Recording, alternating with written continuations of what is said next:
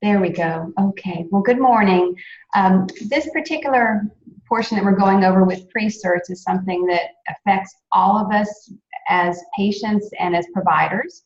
So there are times when we go to maybe even a physician's office ourselves, and there's certain procedures that are in office that we have to do PRECERT or check benefits, that type of thing a provider will do before services. Same thing, hospital related, anytime there's a test, sometimes a surgical procedure. So this is just basic information to help ourselves, and then maybe even if we're ourselves are going to have some type of service that we know what to be aware of.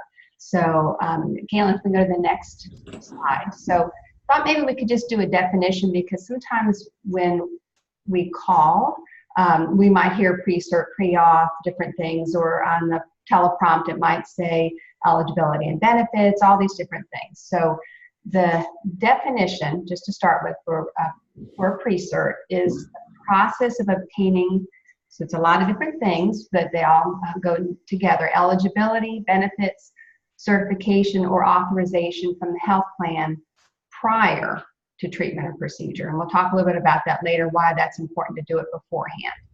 So there's certain things that when I will call, I'll ask for, to find out what is the patient eligible, do they even have the insurance, has it changed, what are their benefits, and then as we go into the next bullet point down there, it says the different things that it may encompass.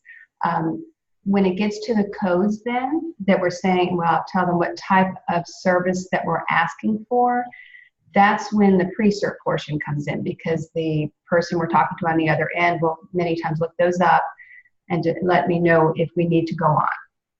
So with carriers, there's, obviously we know there's so many different types of insurance carriers. They all have different guidelines. They do not all require PRECERT for pulmonary, but they may have certain guidelines or restrictions for participating in the program or receiving treatment.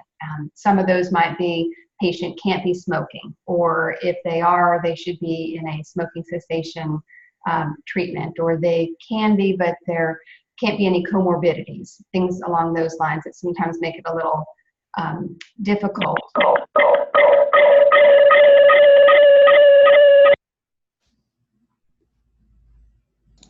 Sorry about that. I don't know what that was.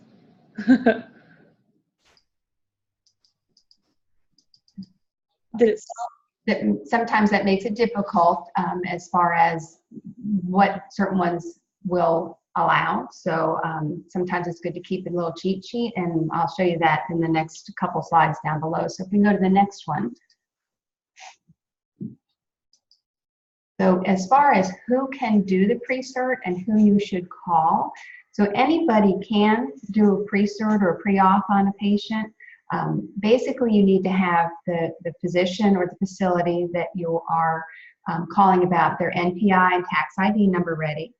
I would have definitely their patient's ID card, their insurance, their ID number. Sometimes they want their group number. And then on the back of the card, there will be there's a couple numbers. There's normally one for a provider to call so that the provider can get the benefits. Some carriers have online portals where you can pull things up, you can do research that way, but unfortunately they don't always have the pulmonary benefits, and they won't necessarily state if PRECERT's needed. So just depending on the carrier, and after you do these for a while, you kind of know which ones you should or shouldn't make that phone call to.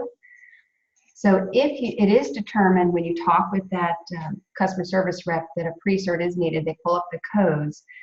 Then some carriers ask that you fax medical records, which would be maybe things like the PFT, office notes, your plan of treatment, things such as that. Sometimes that's not what's needed. They actually are going to transfer you to a different department or a third-party administrator to continue with the PRECERT. So it just depends on the carrier as far as what their mode of operation is at that time. So once you complete that phone call and talk, whether they give you the PRECERT right away and say, everything's fine, or you have to go through that next thing, I always get a reference number or for the phone call, or if they give you an authorization number, and the name of the person you talk to, because it's been my experience that sometimes they will come back and either not pay for it or say they don't have this recorded in their system, so at least you have something to fall back on. Okay, so we can go to the next one. Okay, so why is it necessary? I've heard in the past sometimes, just in general, people say, well, don't worry about it, just, go ahead and do the services and then see what happens later. Well, the problem with that is an insurance company may not pay without the pre-cert. When I worked in the hospital and we would do CTs or MRIs, some of the big tests, if we did not have this ahead of time, they did not pay for it after. And it would do one of two things. It would either make the hospital responsible or the patient. So it's the same with our pulmonary insurance company. Medicaid's one. The different Medicaid insurances, that they do not like to backdate when it comes to services, and that would be loss of revenue. Another thought was when it comes to patient care and treatment, we don't want to begin treatment and then tell the patient, you know what, I'm sorry, but the insurance said that you are not covered. So that would be kind of embarrassing, and unfortunately, not such good business to let patients think that they can begin something they can't. Again, if it's not documented, it didn't happen. And so that's how the insurance carriers work. If we don't have something down, if they don't have it in writing, the phone call never happened. And then the last part would be I know all of us ourselves, if we have anything that's going to be done, we want to know what's expected of us financially, time-wise, all of that's involved. And so the patients, we try to make sure ahead of time that they know what their benefits are. Do they owe a certain amount per visit? How many visits can they have? And that way, and I know our patients a lot of times will say, well, how many more do I have? How many more can I come for? So that way it kind of is encouraging to them, at the same time, no surprises for them as well. So I've included in the next slide some of the things that, and any of you who already do this, we're open for suggestions. Definitely, this is not perfect. This is just an idea of kind of some of the things that we do, so that we have our codes. Whoever, maybe you have somebody brand new starting, this is kind of a good, just little cheat sheet to help them to see what's needed, what you can put on. I have for primary and secondary insurance, but it could be primary insurance, and then if you have to go pre-auth or whatever it may be that you can do. The next slide is just some of our cheat sheets that we found beneficial on this end, what some of the insurance carriers in West Virginia will or won't do. West Virginia Family Health was on there, but we were just informed that they are no longer seeing our patients. So they were a huge one that had lots of restrictions, certain things that had to be below a certain amount, certain problems they could or couldn't have. So our patients are now being sent to either Unicare, I think Molina Medicaid.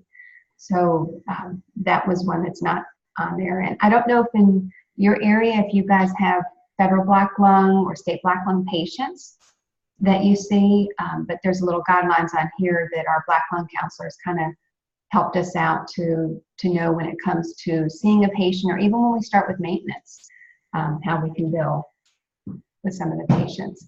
So Medicaid has a provider portal. We have found Medicaid to be very difficult to work with, straight Medicaid. Now there's some of the other ones, the health plan Medicaid, some of the others are a little easier. The guidelines aren't as stringent. But there's, at least if I'm not here, somebody else can look at this and say, hey, Medicare, this is the first time they're in the program, we should be fine. So any of you that have somebody that can follow up would have some help and wouldn't feel lost.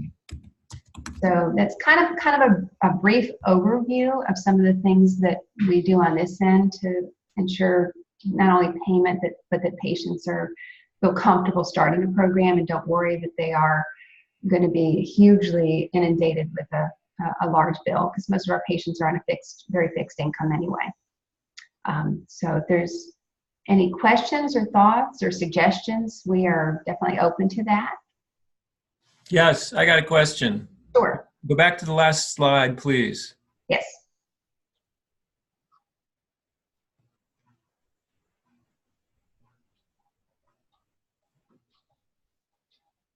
On that last point, I don't quite understand that, Luann, about what to do when they have federal black lung benefits and state OP benefits greater than 25% or greater. Okay, so apparently when I checked with our black lung counselor, she had mentioned that if a patient has black lung benefits and they also were awarded a state award of 25% or greater, the PRECERT then has to go through the state black lung carrier. So it actually state trumps federal at that point. So we would have to call the state black lung carrier to get benefits and verify that they can come for services. Okay. Sometimes they have both, but if the state award is 25% or greater, then we have to go through, because for federal black lung, we don't have to pre-cert. We just generally find out who the carrier is, go through that route. But if we find that they have both, then state, and if the state award is 25% or higher, then we have to pre-cert and we have to go through the state carrier. And that means that the state carrier, if they pre-cert, pays. They should if they allow that, yes. And normally there shouldn't be a problem, but it's just a process with a letter and follow-ups on that. Okay. I really haven't had any that's happened with, and we haven't had one that was the case, but we put that on there just in case it does happen. We know how to work with that. Thank you. Sure. So I just have a couple comments. One is, this was a totally new skill set to me, because just being a clinical person, when we started pulmonary rehab 5.5 years ago,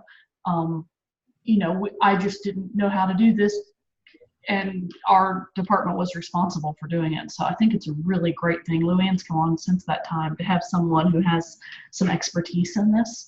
And Luann has distributed the last two sheets, the last two slides in the PowerPoint to the network, but she's always updating them and sending them out to our various pulmonary rehab centers. So if you need a more up-to-date copy, she's happy to do that, because I think that she has the greatest knowledge among the different centers, that at least that I know of, and is more than happy to share or consult. So anyway, thanks for recording that, Caitlin, for other people.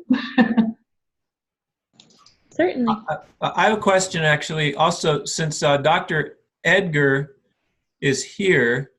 Do you, well, I'm sure there's people in Pennsylvania who have federal black lung benefits. I don't know if there is state occupational pneumoconiosis compensation in Pennsylvania.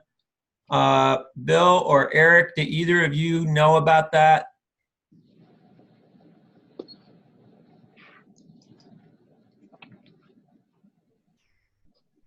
I don't know about that. That's Eric. Okay.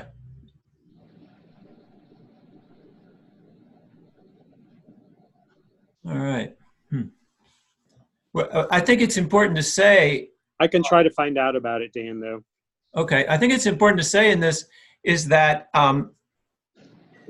operating in the Medicare codes for pulmonary rehab, which is pretty much what almost all of us have done in the FQHC setting and in the hospital setting, by far the best payer is Department of Labor, federal black lung. So that's a relatively small set of the total patients with chronic lung disease who qualify for and need pulmonary rehab.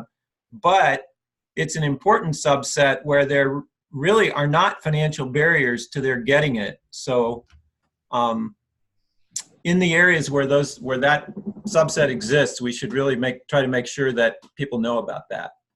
And if we ever kind of spread this model to New Mexico and Indiana and Illinois and other states with significant black lung populations, it'll be important to pass that on to them.